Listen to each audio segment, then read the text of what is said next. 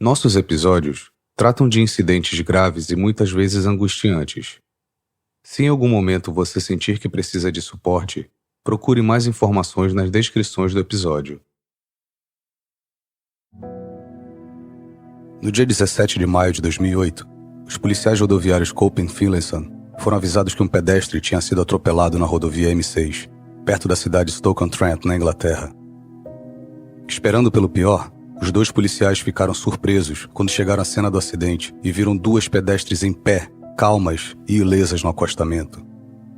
Nada parecia anormal, mas dentro de poucos minutos, a situação que parecia normal tornou-se assustadora.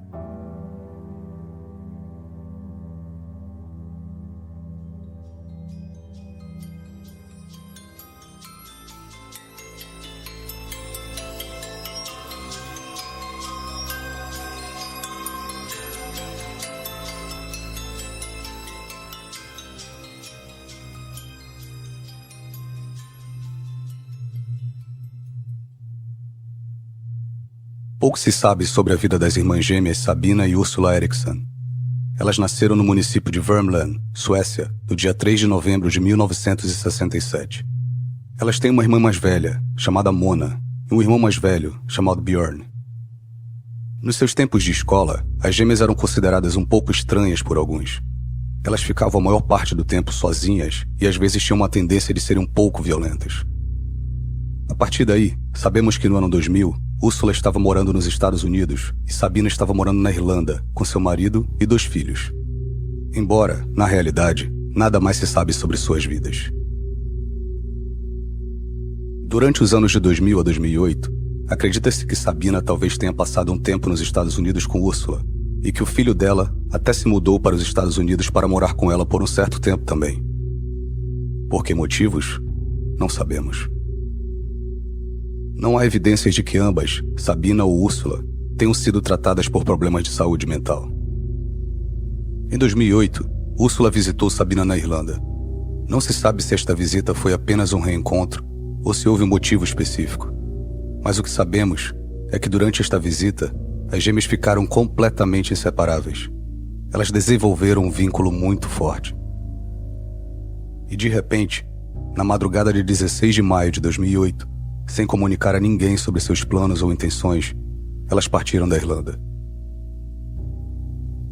As gêmeas foram vistas novamente no dia seguinte, 17 de maio, às 8h40 da manhã, em Liverpool, Inglaterra. Acredita-se que elas viajaram da Irlanda para a Inglaterra de barca. As gêmeas entraram na delegacia da rua St. Anne, em Liverpool. Sabina declarou estar preocupada com a segurança de seus filhos.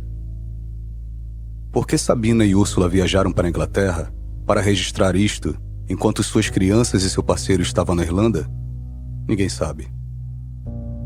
A polícia de Liverpool contatou a polícia da Irlanda, que entrou em contato com o marido de Sabina e as crianças. Estava tudo certo. O marido de Sabina informou à polícia irlandesa que Sabina tinha fugido de casa depois de uma briga.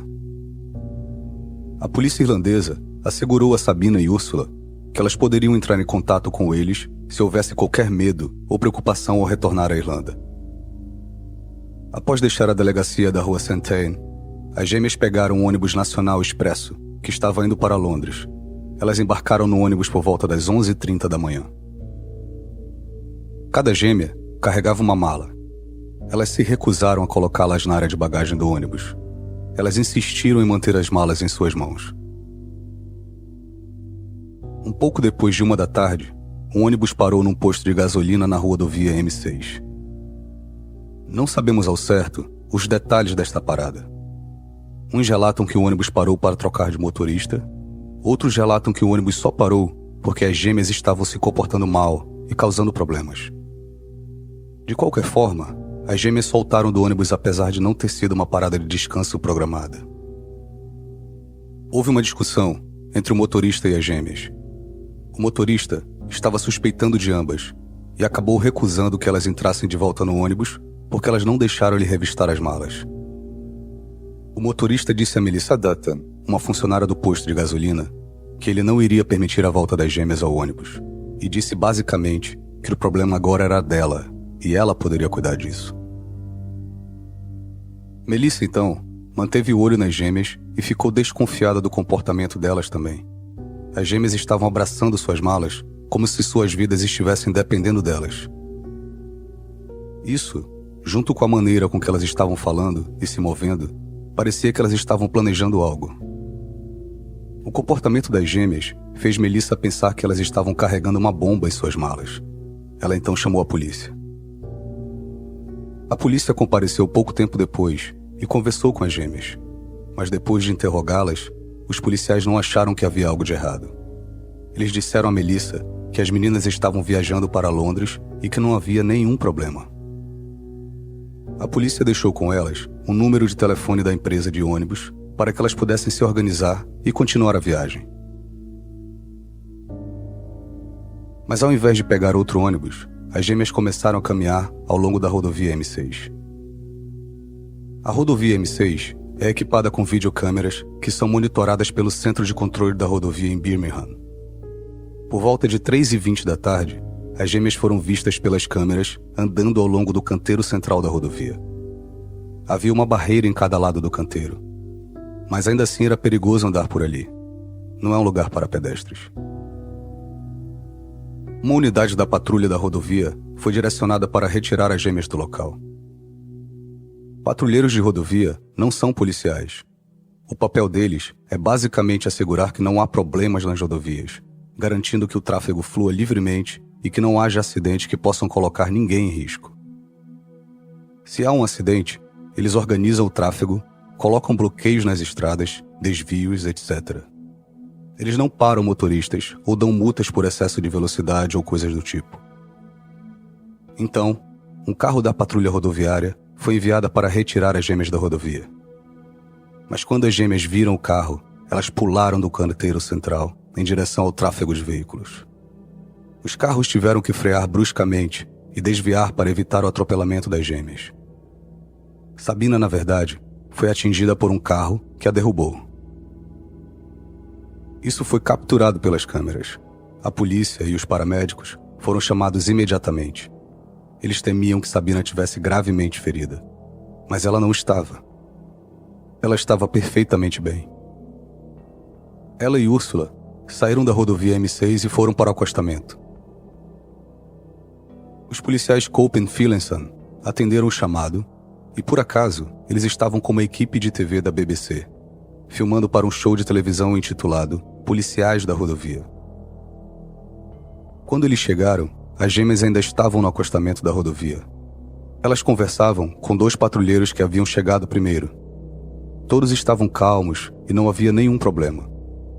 Os paramédicos não haviam chegado ainda, mas pelo jeito não seriam necessários. Tudo estava calmo e tranquilo. Não havia nenhum sinal de que alguém estivesse machucado. Policiais Cope e Phillinson conversaram com um dos patrulheiros para saber o que estava acontecendo. As gêmeas estavam por perto, paradas ao lado do outro patrulheiro. Todos estavam parados na faixa de acostamento. Enquanto o patrulheiro estava instruindo o policial, aconteceu isto.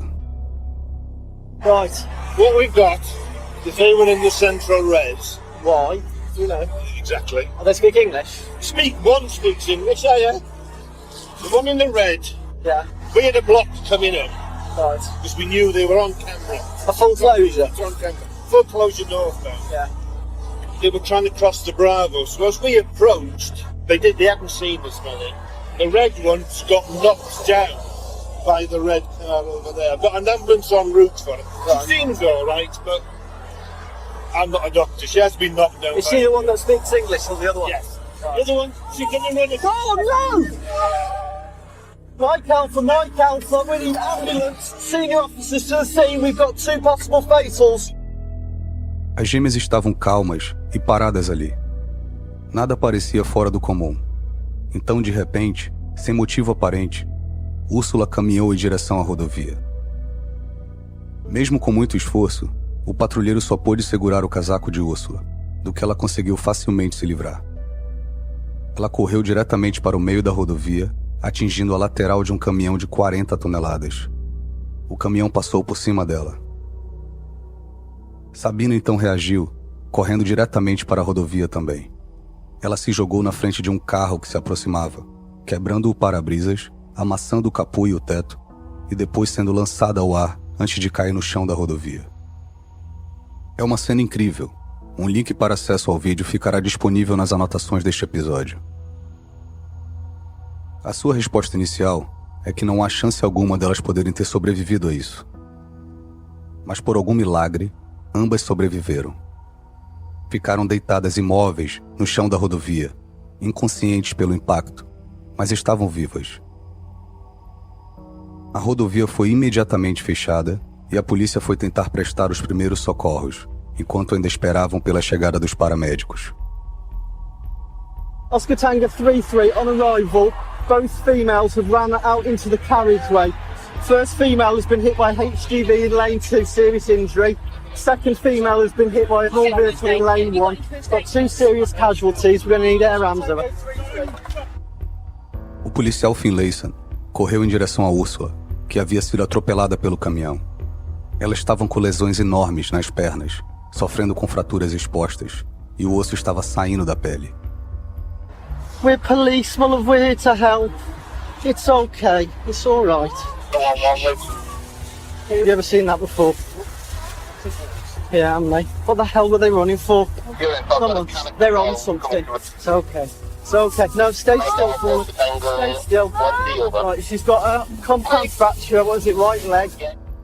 Úrsula começou então a gritar, dizendo que ela queria a polícia, mesmo que houvesse um policial de joelhos ao lado dela, ajudando-a. Ela ficou bem agressiva e até começou a cuspir e arranhar o policial Finlayson. Calm down. Calm down. Mine's very aggressive, spitting at me. She is very badly injured. I don't know what's going on. Calm down. No, come on, my love. Come on, you've hit your head. Calm down. We are the police. We are the police. Calm down. Yeah, and the doctor's en route. It's okay. Calm down. She appears very disorientated. Os paramédicos chegaram logo depois. Eles se dirigiram primeiramente até Úrsula, ajudando-a a se acalmar, deixando-a sob controle. Enquanto isso, o policial Cope estava com a Sabina. Sabina estava calmamente deitada, quando de repente... Whoa. Stay. Have they got a collar or something they can stick on her? Won't work really, she needs everything. Yeah. Whoa. Right, don't get going anywhere, okay? Just chill, okay? They're gonna steal your organs. It's okay, my love. It's all I'm right. trying to make sure you're okay. Right. Where's Paul? Oh, shit. Where's Paul? Right. Where's Paul? Stay. Stay. Why do you film me? Stay still. Why do you film me? Oscar Tango 33. Oh. Fucking hell! No! O que Sabina gritou durante o começo, se você não entendeu, foi o seguinte: eles vão roubar seus órgãos. Sabina se levantou e empurrou a policial Cope. Ela conseguiu escapar, dando um soco na cara da policial Cope, derrubando-a no chão. Ela pulou o canteiro central e correu até o outro lado da rodovia, onde os automóveis continuavam passando. Ela correu para a frente do tráfego de novo, mas desta vez ela não foi atropelada. O policial Finlayson a perseguiu. O tráfego também foi parado naquele lado da rodovia, enquanto o policial Finlayson tentava segurá-la. Mas Sabina tirou seu casaco, pulando para cima e para baixo, como se estivesse se preparando para uma luta. Stay! Stay there! Calm down! Calm down! Calm down! Calm down! Calm down! Calm down! Calm down! Yeah, Calm down! Relax! Calm down! They're high on Chill. something. Calm down! We're police! Police! Look. Police! Police! Yeah? Police! Grab A policial Cope, junto com os presentes na cena e outros policiais que haviam chegado, tiveram que ajudar o policial Finlayson a controlar Sabina. Precisaram de 6 pessoas no total. Mas mesmo com toda essa quantidade de gente, Sabina ainda continuava resistindo e lutando. Sua força foi descrita como não humana.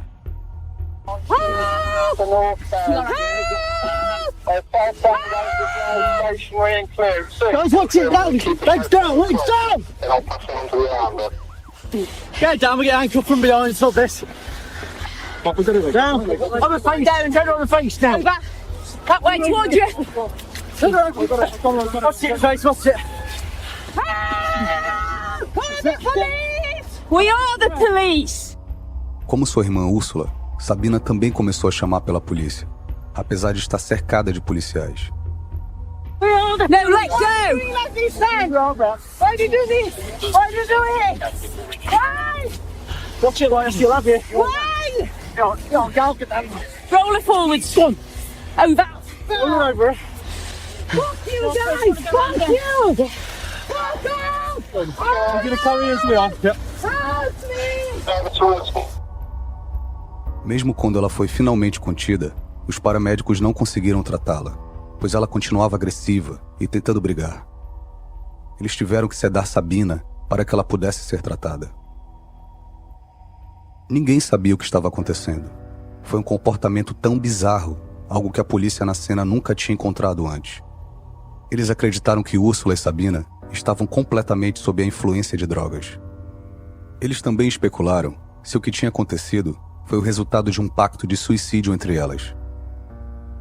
Uma revista nas bolsas das gêmeas encontrou vários celulares e um passaporte de uma delas, mas não havia sequer um documento de identidade da outra. Ambas as gêmeas foram transportadas ao hospital. Úrsula estava em condições críticas, mas Sabina possuía apenas ferimentos leves e teve alta depois de apenas 5 horas. Por incrível que pareça, uma avaliação psiquiátrica completa não foi conduzida. Ela foi atendida por um médico policial, um psiquiatra e uma assistente social, e eles todos consideraram que não havia nada de errado com ela e que ela estava suficientemente bem para ter alta. Assim que ela foi liberada do hospital, a polícia a levou sob custódia e a transportou de volta à delegacia. Aquela pessoa violenta, se jogando na frente do tráfego e brigando com a polícia, não existia mais. Sabina estava agora calma, sem nenhum problema. Foi uma mudança tão grande de comportamento que a polícia nem usou algemas quando a transportou do hospital até a delegacia. Ela se sentou no banco de trás da viatura, calma e totalmente livre. Dessa vez não tem falsete e nem camarão. Estamos juntas pra anunciar o novo hit do verão. Cheetos Crunch e veio trazer barulho nesse verão. Estou aqui com a minha amiga, a Melody Laurinha. Pode parecer incrível, porque Cheetos Crunch é irritantemente irresistível. Olha o Cheetos Crunch. Quando eles voltaram para a delegacia, Sabina até começou a rir e a brincar com os policiais. Parte das etapas de conduzir um custodiado é perguntar muitas coisas sobre sua história e saúde. Isto é um dever de zelo. Então a polícia pergunta se a pessoa sofre de alguma doença, se precisa de remédio, esse tipo de coisa. Eles perguntam também se o prisioneiro já tentou se ferir. Quando Sabina foi perguntada sobre isto, ela respondeu que não. E enquanto ela estava sendo custodiada, Sabina disse essas palavras, que vieram a ser bastante aterrorizantes. I always just with an accident rarely comes close. Usually at least once more follow. Nós sempre dizemos na Suécia que um acidente raramente ocorre sozinho. Geralmente ocorre pelo menos mais um, talvez 2. Sabina foi acusada de invadir uma rodovia e de agredir um policial. Ela não tinha antecedentes criminais. Em nenhum momento, Sabina perguntou como sua irmã estava. Aliás, ela não mencionou a irmã em nenhum momento. Ela estava muito calma e descontraída sobre todo o processo. Era quase como se nada tivesse acontecido. Nenhuma droga foi encontrada com Sabina ou na bolsa dela. O mesmo com Úrsula. Não havia nenhuma evidência de uso de drogas. Como Úrsula estava em estado crítico no hospital, uma amostra do sangue dela foi coletada. Com a certeza de que alguma coisa iria aparecer, os médicos e a polícia ficaram surpresos ao encontrarem 0 vestígios de drogas e álcool em seu corpo. Não foi coletado o sangue de Sabina. Sofrendo de apenas ferimentos leves, sem necessidade de tratamento significante e apenas sendo acusada de invasão e agressão, a polícia não tinha o poder de colher uma amostra de sangue. Mas de acordo com o resultado negativo do exame de Úrsula, presumiu-se que o exame de Sabina também seria negativo. Ela ficou mantida em custódia e foi levada ao Tribunal Magistrado de Fenton 2 dias depois, em 19 de maio de 2008. Ela confessou-se culpada das 2 acusações e foi sentenciada a 1 dia de prisão, a qual já havia servido, então foi libertada. Era tarde da noite daquele mesmo dia, depois que Sabina foi libertada, quando ela cruzou os caminhos de Glenn Holyhead, de 54 anos de idade, e seu amigo Peter Molloy. Eles estavam caminhando para casa depois de beberem umas cervejas no bar local. Glenn estava com seu cachorro também. Eles estavam caminhando pela rua Christchurch, em Fenton, quando notaram Sabina parada no outro lado da rua. Peter disse que Sabina estava como um peixe fora d'água. Ela parecia estressada e preocupada, e deu a impressão de que estava perdida. Ela estava carregando seus pertences numa sacola plástica. Sabina gritou do outro lado da rua para Glenn e Peter, dizendo que eles tinham um belo cachorro.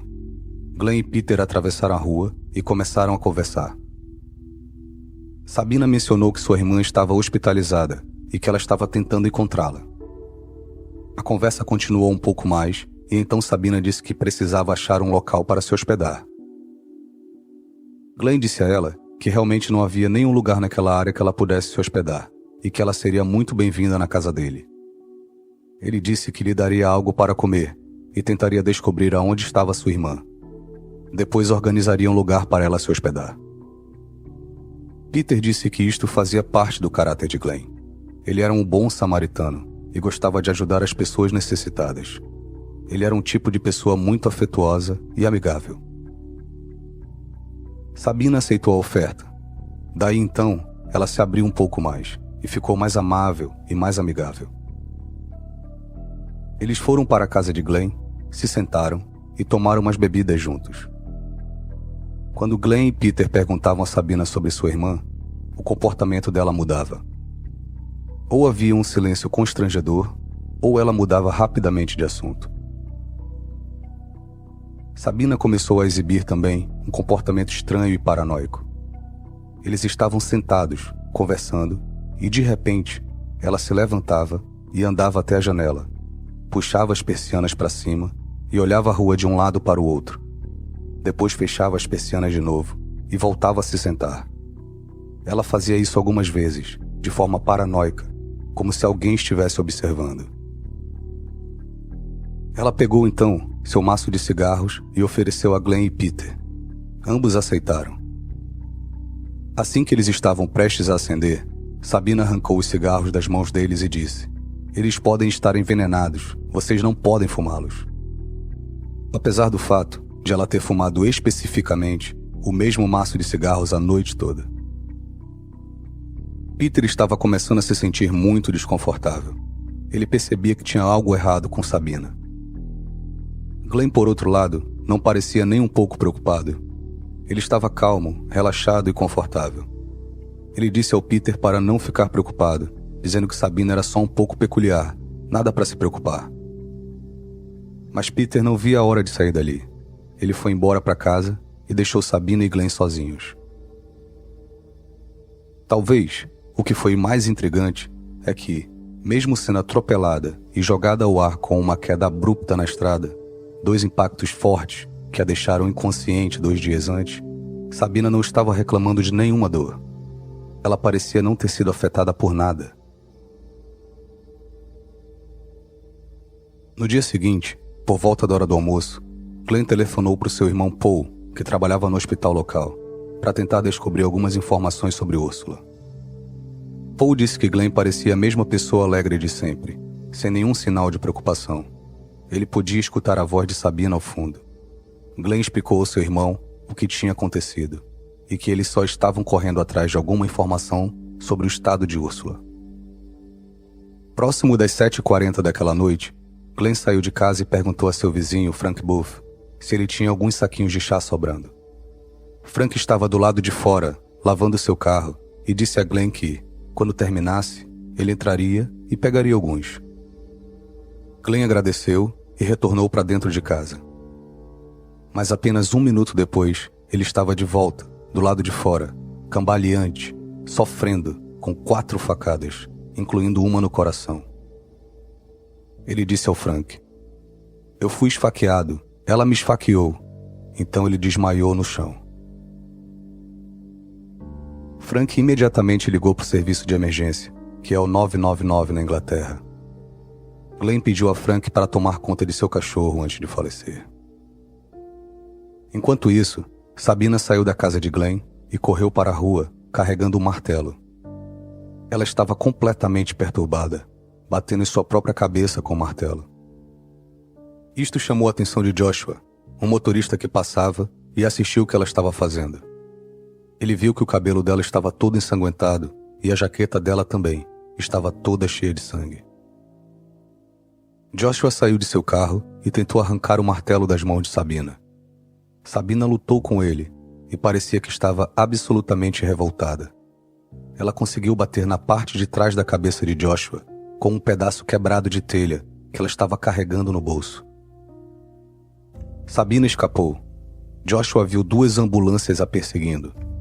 Obviamente, eles responderam à chamada e perseguiram Sabina. Sabina continuou correndo, tentando fugir dos paramédicos. Ela correu para uma ponte em Heron Cross, acima da estrada A50. Sabina subiu na grade e pulou direto para a estrada abaixo. A queda foi de uns 10 metros de altura. Ela quebrou ambos os calcanhares e fraturou seu crânio. Mas, de novo, ela sobreviveu. Ela foi levada ao hospital para tratamento.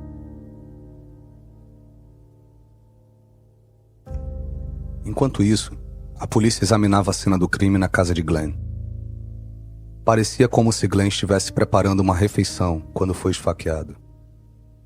O DNA de Sabina foi encontrado na faca de cozinha que ela usou para esfaquear Glenn. A jaqueta ensanguentada e um anel que ela estava usando continham o mesmo DNA de Glenn Holyhead. Sabina ficou no hospital até setembro. Ao receber alta, ela foi acusada de ter assassinado Glenn Holyhead. Úrsula também teve alta do hospital em setembro, mas ela não foi acusada de nenhum crime e retornou à Suécia. Sabina recusou-se a responder a qualquer pergunta. Toda pergunta direcionada a ela respondia, sem comentários. Portanto, não temos ideia exatamente do que aconteceu na casa de Glenn naquele dia, ou mesmo na noite anterior, após a saída de Peter. Sabina inicialmente se declarou inocente e uma data para julgamento foi marcada para fevereiro de 2009. Mas foi adiada devido a problemas em obter a ficha médica de Sabina.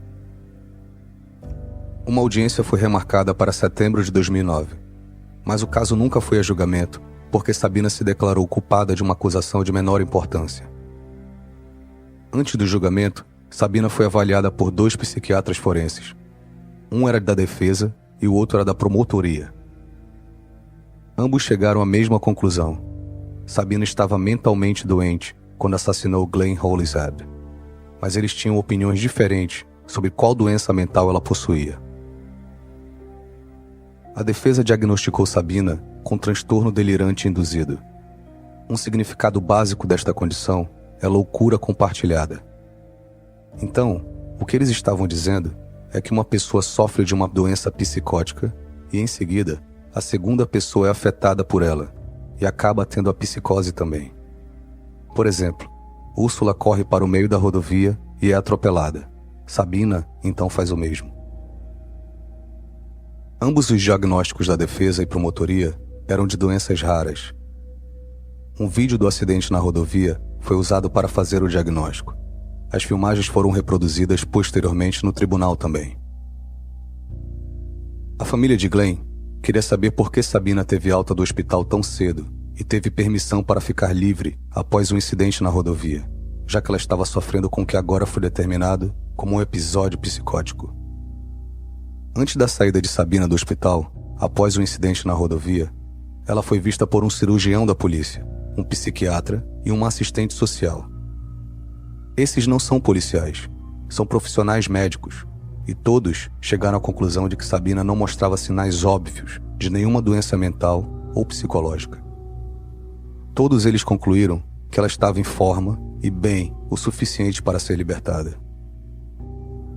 Eles não tiveram a oportunidade de ver as filmagens, pois ainda não estavam prontas, mas eles possuíam informações detalhadas dos policiais que estavam lá quando tudo aconteceu.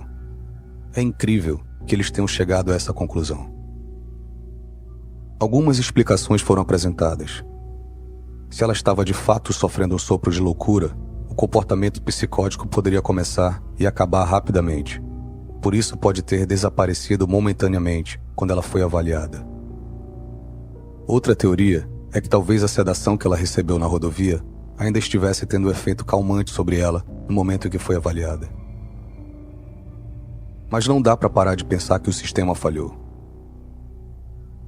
A acusação de assassinato foi anulada e Sabina foi autorizada a entrar com uma confissão de culpada de homicídio culposo por motivos de responsabilidade reduzida.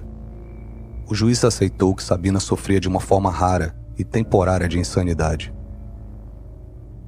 Durante o processo judicial, Sabina manteve-se em silêncio sobre o que havia acontecido. Ela não disse uma única palavra sobre o assassinato de Glenn Hollinshead ou o incidente na rodovia.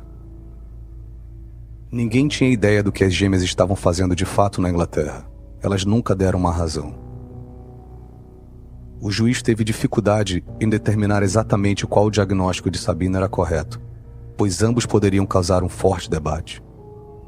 A situação ainda ficou mais difícil pelo fato de nenhum dos psiquiatras forenses ter avaliado Úrsula, o que é extraordinário por si só. Ela recebeu apenas alta do hospital e voou de volta para a Suécia. Talvez, se tivesse sido avaliada, eles poderiam ter conseguido alguma informação que poderia ter esclarecido um pouco mais as coisas. Outro problema que surgiu com o caso foi quando a defesa e a promotoria concordaram que, embora Sabina estivesse doente mentalmente no momento do assassinato, ela agora tinha se recuperado completamente. Então, o que isso significava era que o juiz não podia mandá-la para um hospital seguro de saúde mental, porque ela agora estava recuperada. Em vez disso, ele quis sentenciar a Sabina sem data fixa para sua libertação, para garantir que ela só fosse libertada quando fosse seguro fazê-lo. Mas ele só poderia fazer isso se Sabina fosse considerada um risco para a sociedade. Os psiquiatras da defesa e da acusação concordaram que consideravam Sabina apenas um baixo risco para a sociedade. Com isso, o juiz disse que suas mãos estavam atadas.